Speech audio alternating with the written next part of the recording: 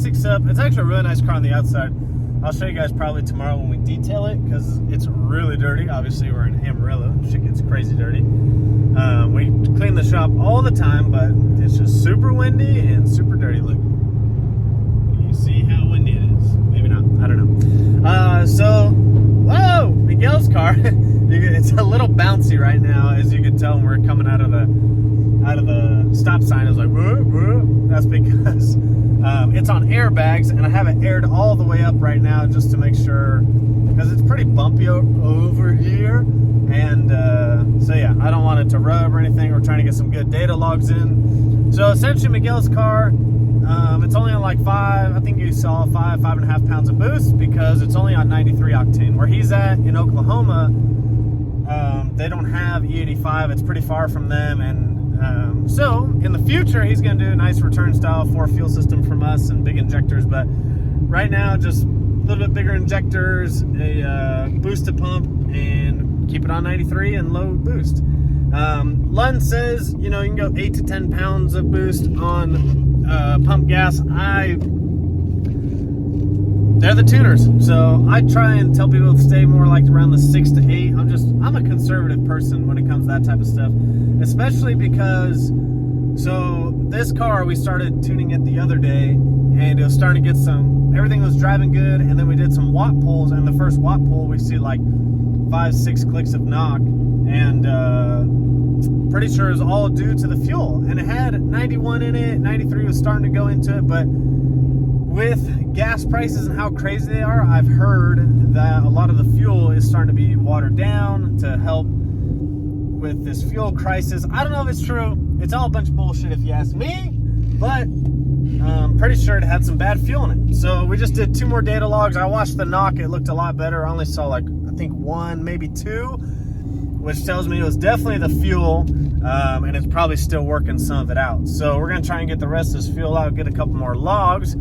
But I figured I'd show you guys a quick little pull in Mexico. I wasn't doing pulls around here, obviously, because you'd get in trouble for that. But anyways, car came out pretty good. So this was our first time doing an on-3 top mount kit, and you have to relocate the PCM and fuse box. But he bought this kit used, which I don't actually do used stuff anymore.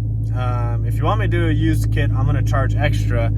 And you understand why if you install this stuff, because you're missing fittings, stuff could be already bent, or they tried to mess with it to make it fit whoever installed it previously.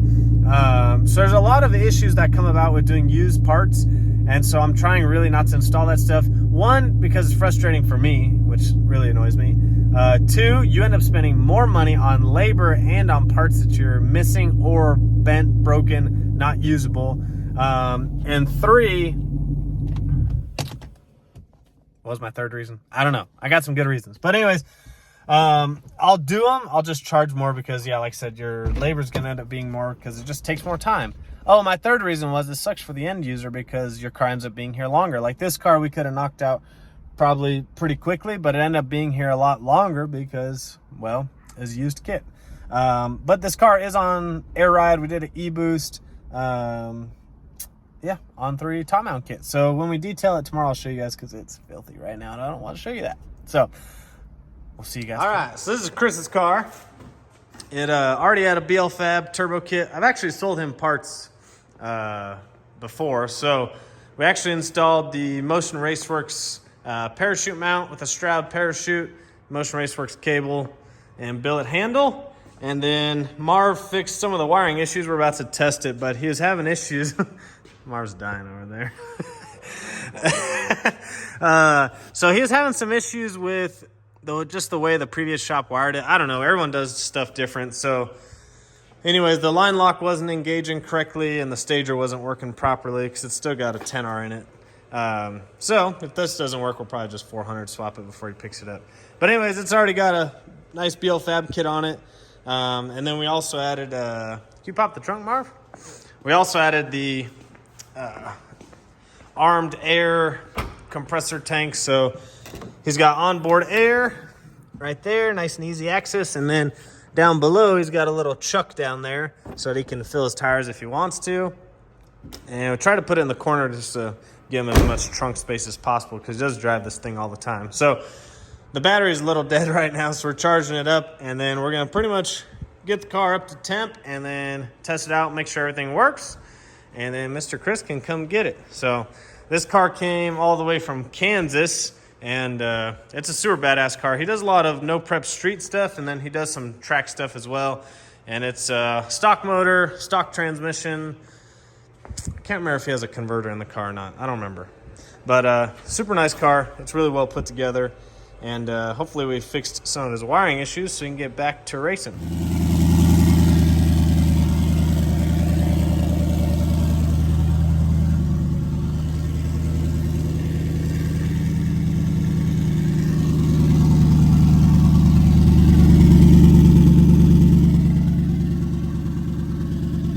Okay, we back in business, baby. Let's go. All right, so we're gonna go test, make sure everything works now, and we'll see. Real street car shit right there. When you got a backup camera but your parachute in the way.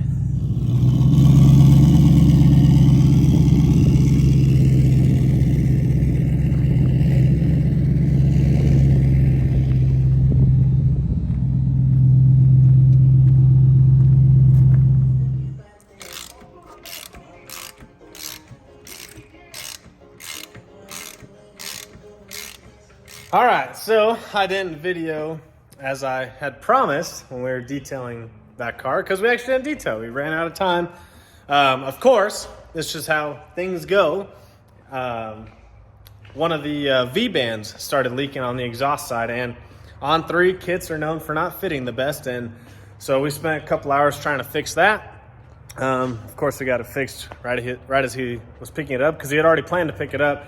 And it happened the same day. That's literally just part of it. So we got that fixed, and he drove it home to Oklahoma. And so he's going to do some more data logging because he's actually going to do 91 octane with boosting. So anyways, that car's gone. We're working on the next car, which is actually the same color. And it's also getting an on-3 kit. But this on-3 kit's brand new because I'm not doing used kits anymore. So just I know a lot of shops already changed this rule, but if you want my advice and you want to start working on people's stuff, I would honestly stay away from used kits. Nothing against anybody buying the used kits. I know everyone's trying to save money or they're trying to get the most for their, the most bang for their buck, which I don't blame you. I do the same thing. I buy certain things so that I can buy other things, so you may save on a used kit so that you can afford injectors or something like that. But the problem with used kits, no matter who sells it or what they say, you get the used kit and there's always problems. There's fittings that can't be reused because they're all galled up, but they had them, so you think you had everything. Or there's the wrong bolts or bolts are missing. And a lot of these kits, like Whipple, the Paxtons, the Pro Chargers, even the turbo kits, they have specific bolts and specific fittings and specific flanges, specific clamps for their kit. So when me, as the, performance shop owner or mechanic, whatever you want to say, whatever you want to call it, I'm not a mechanic, by the way. You have to now go search for these things that fit those kits. And so you got to call Whipple, you got to call Pro Charger, because they're not just things you can go get down the street. So if you want my advice, I would not take on used kits.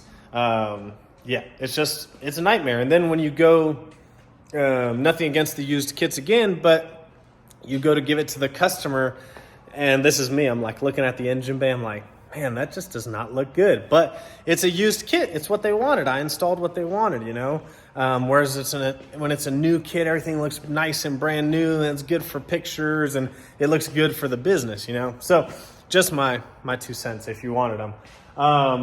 We've moved Nick's car over. We are once again waiting on a few parts. We're waiting on his radiator, and then Joe's going to come over and help us make some brackets. We're going to fabricate some brackets for the radiator because we're doing a custom radiator setup on his.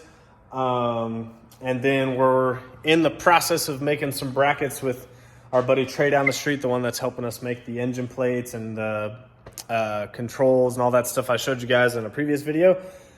He's making a bracket because we had to relocate the fuse box and PCM on his car, on Nick's car. So he's making that for us.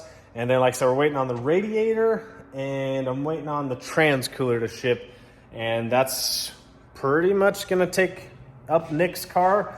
So like I said, that's why I'm waiting. I want to do a full video on Nick's car, but I want to wait till we're like really, really close and we start it up and everything.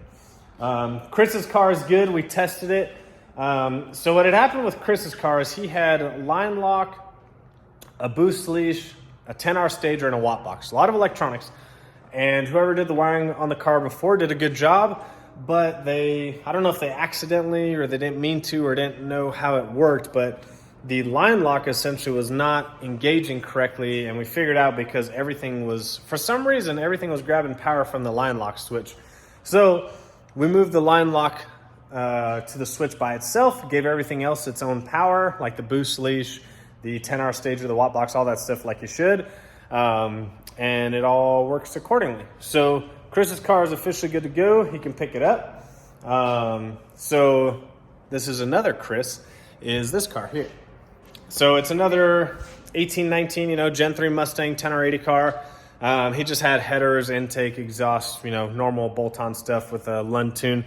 And so now it is getting oil pump gears, crank sprocket, on-3 twin turbo kit, a 4 fuel system, and some 1000cc injectors and an e-boost, and a few other small odds and ends. So let's take a look. So nothing real pretty to look at, but I know everything's exposed right now. Don't everybody freak out.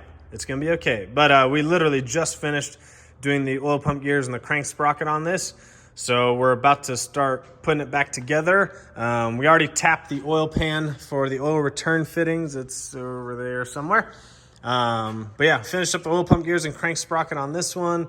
We're going to start putting it back together, get the oil pan back on there, and we're starting to pull his headers at the same time so we can start to put the on-3 stuff on. So then we got another car in because we have 3 cars leaving. The Oklahoma car, one of them, just left over the weekend.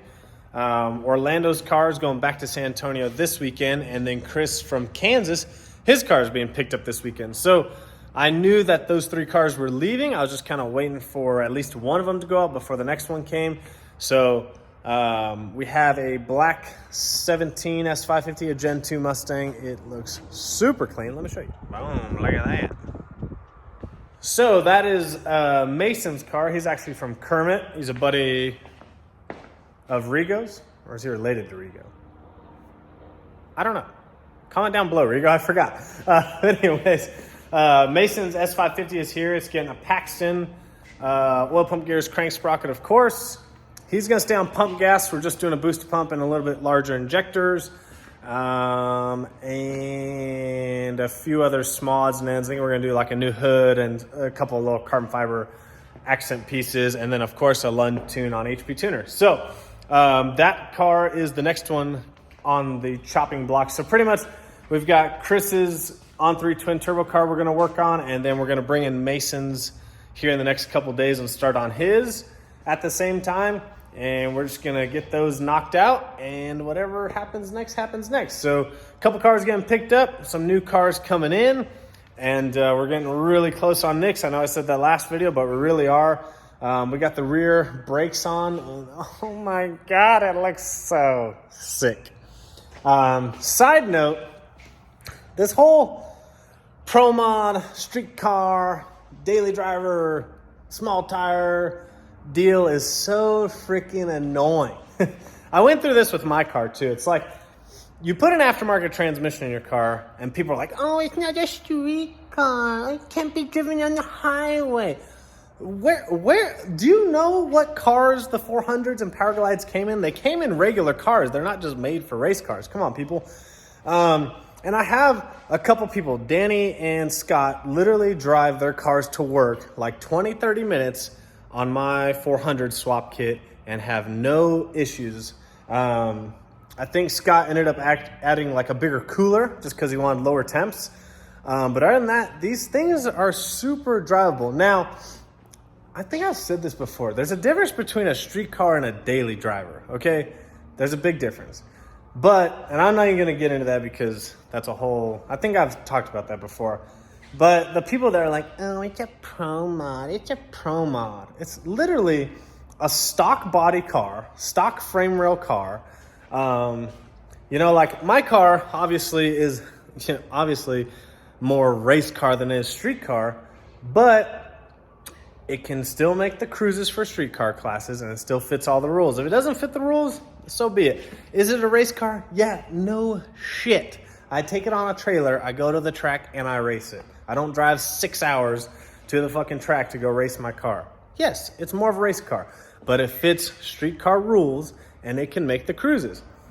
That's where I say there's a difference between a street car and like a daily driver. Like some of these cars in here, actually all these cars in here, they can be switched between pump and E85, like a pump 91, 93 tune and E85.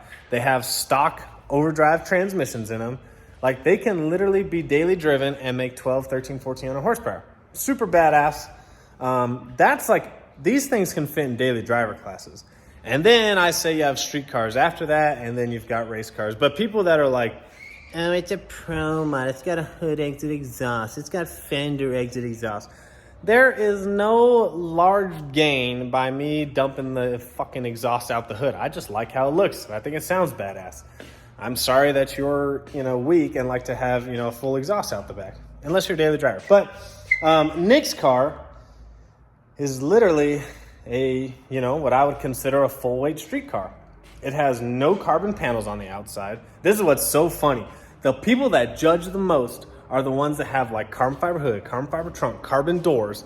And even my car is still stock body panels. Stock fenders, stock doors, stock trunk, stock quarter panels, stock roof. Like I don't have any of that. The only thing I have aftermarket is the hood, and it's only because the factory hood wouldn't fit with the way we did the turbo kit and the radiator system. That's literally the only reason why, or else I love the factory look. I would put that back on all day. But yeah, it's just funny how you build like some badass shit and people are like, it's a pro mod, oh my God. Like, come on, man, relax. But yeah, Nick's car is going to be literally full weight street car. And that's why I want to do some grudge racing with Nick's car. And I don't want him to post times because it literally is. It's a full weight street car and it's going to be very fast for, how it sits. It's a stock block, it's built, but it's a stock block, stock head car with twin turbos. Like, what's so special about that? There's nothing crazy.